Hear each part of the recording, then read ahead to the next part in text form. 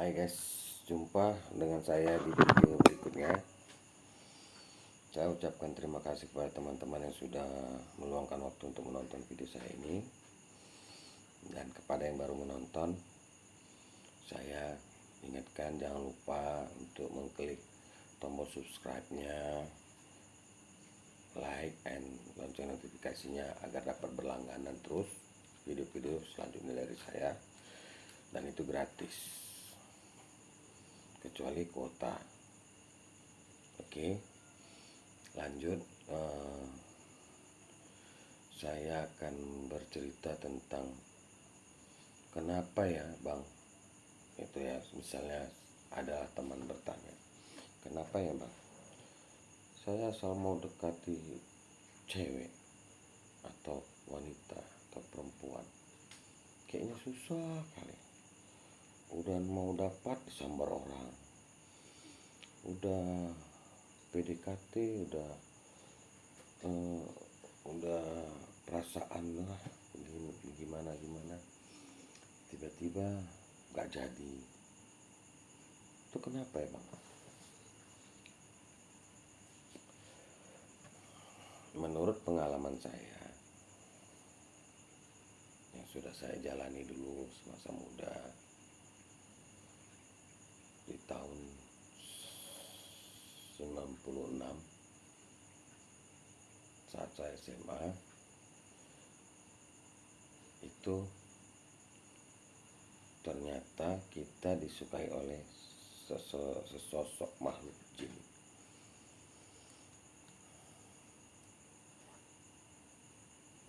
Dan waktu itu saya belum terbangun spiritualnya seperti ini. Maksudnya saya masih kepada ajaran yang saya ikut dari orang tua, yang diwariskan oleh orang tua. Saya bermohon, walaupun saya tetap tidak lupa berkata, Tuhan tolong bimbing aku. Jadi apa yang ingin kita ketahui, cuman intinya untuk terbangunnya sebuah spiritual kita itu biasanya orang-orang yang sudah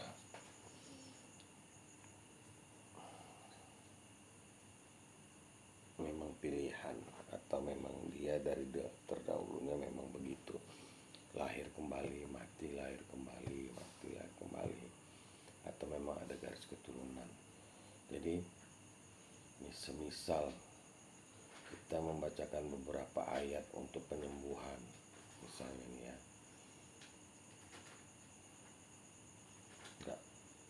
kita bacanya berhasil dan orang yang lain enggak, padahal mungkin orang yang lain sholatnya lebih bagus gitu, ibadahnya lebih bagus dari kita, tapi kenapa orang itu nggak bisa ya? Nah itulah dia, udah ada garis benang merahnya. Jadi kalau kita yang disukai oleh sesosok jin itu bukan berarti dia suka gitu aja. Biasanya juga udah ada benang merahnya di kehidupan sebelumnya. Kita mungkin sudah pernah menjadi berjanji atau membuat ikatan sama dia, atau nanti saat kita menjelang mati di kehidupan kita sebelumnya kita sudah bilang nanti kita bertemu di kehidupanku yang berikutnya ya, dan itu sudah terjadi. Jadi dulu saya gini ceritanya, dulu saya setelah tamat SMA, kalau gak salah itu tahun 99 ya, maklumlah saya agak pintar sedikit, jadi kelas 1 saya ngulang, saya pintar, jadi saya tamatnya tahun 99.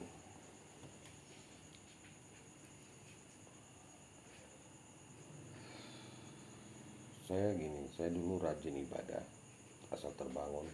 Saya kan nggak tahu kalau orang-orang yang terbangun spiritualnya itu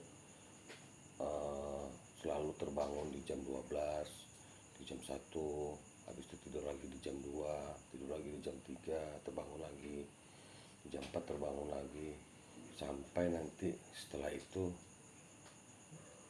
di jam 5 setelah subuhan baru tidurnya nyenyak. Saya dulu nggak tahu. Jadi setiap saya terbangun, saya ibadah. Mulai dari sholat sampai zikir. Dan saya gunakan itu lillahi ta'ala aja namanya kalau waktu dulu ya. Karena saya nggak tahu mau saya arahkan kemana. Saya nggak ada yang ngajari, saya nggak ada yang bimbing. Hingga akhirnya muncul sendiri. Namun setelah saya penasarin 1 bulan kok setelah tamat SMA mimpi abruk-abrukan terus sama cewek. Jadi setiap saya tertidur saya seolah-olah langsung ketemu di Cilacap. Nampak gitu tulisan stasiun Cilacap, jelas gitu stasiun Cilacap. Saya turun dari kereta api, selalu seperti itu. Terus saya dijemput sama seorang cewek cantik gitu, cantik, bener-bener cantik. Kadang pakainya tukar-tukar, cuman dia selalu membawa selendang hijau. Jadi Tuhan mengarahkan seorang yang bisa berkomunikasi dengan makhluk gaib, jin, dengan catatannya ini adalah jinnya, untuk memuaskan rasa penasaran saya. Jadi abang itu, kita sebutlah abang itu, kita sebutlah Sani ya, abang Sani. Tidurlah di rumah kami untuk memastikan kejadian itu, karena dia kan pengakuannya dia bisa lihat kalau dalam kondisi nggak tidur. Jadi saya terbangunlah di jam 2 setelah saya sholat sebelum tidur. Bangun di jam 2, setengah 3 pagi. Saya menghindar dari yang tadi saya ketemu cewek itu. Saya menghindar, langsung bangun, saya bangkit, langsung saya paksa diri saya bangkit. Dan saya langsung ke ruang tamu, saya panggil abang itu, bang. Ini tuh datang lagi bang, gitu kan. Setelah sebulanan lah, udah lebih. Jadi datang dia bertanya pada aku, kenapa kau ganggu adikku? Aku nggak ganggu katanya. Kenapa? Jadi kenapa kau tiap malam melakukan itu dengannya? Jadi dia bilang, dia ini tunanganku dulu di kehidupan sebelum ini. Jadi kami dulu waktu saat dia mati berperang melawan kaum manusia di tanah Jawa. Dia ini seorang pendekar ya, yang membantu kerajaan kami, kerajaan Gunung Merapi, dari orang-orang yang ingin menghancurkan kerajaan jin di Gunung Merapi. Padahal kami selama ini tidak berbuat, tidak ada mengganggu, mengusik ketenangan mereka. Tapi mereka terus mengganggu, sehingga ayah saya, Raja Jin Gunung Merapi, mati dalam pertempuran itu. Dan dia, abang ini, belakang saya, dia juga mati dalam pertempuran itu. Dan kami berjanji akan berjumpa lagi di kehidupannya yang mendatang. Jadi selama 200 tahun saya berkeliling gunung di seluruh Nusantara, dan akhirnya ketemu di Gunung Sibayak. Jadi apa salah, dia kan tunangan saya, kami sudah tunangan dan kami akan menikah. Cuman karena sesuatu hal dia mati dalam pertempuran, jadi kami tidak jadi menikah. Jadi saya bilang, loh tapi aku nggak kenal, bilang kan.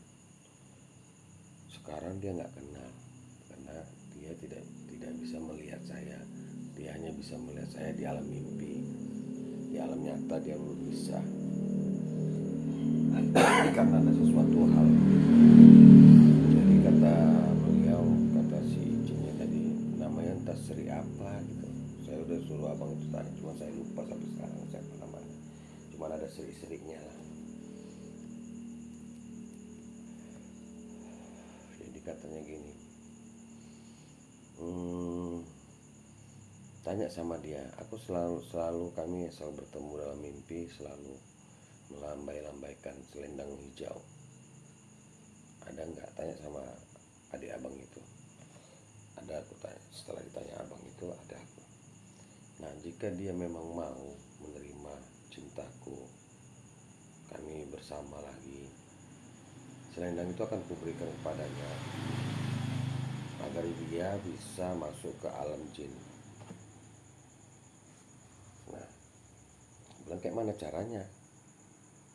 Ditanya abang itu, dijawabnya langsung karena abang tuh menceritakan ulang, karena kan aku nggak bisa dengar apa yang dibilangnya. Terserah dia mau dililitkan di tangan, dililitkan di leher, atau mau diselempangkan, yang penting itu diikatkan di salah satu tubuhnya. Selendang itu akan membawa dia, dan nanti aku akan membimbingnya untuk masuk ke alam kami dengan menggunakan selendang itu. Jadi aku bilang, apa untungnya? Dia kalau mau cuman mau berkawan sama aku, ya udah nggak apa-apa, tapi dia jangan ganggu. Habis itu ya maunya ditaruhnya lah uang setiap hari, entah 2 lembar atau 3 lembar, uang 50, pecahan 50.000 di kantong celana aku yang tergantung di balik pintu gitu, aku bilang kan. Jadi dia bilang, jangankan uang 50.000, kerajaan jin pun akan kuserahkan kepadanya, karena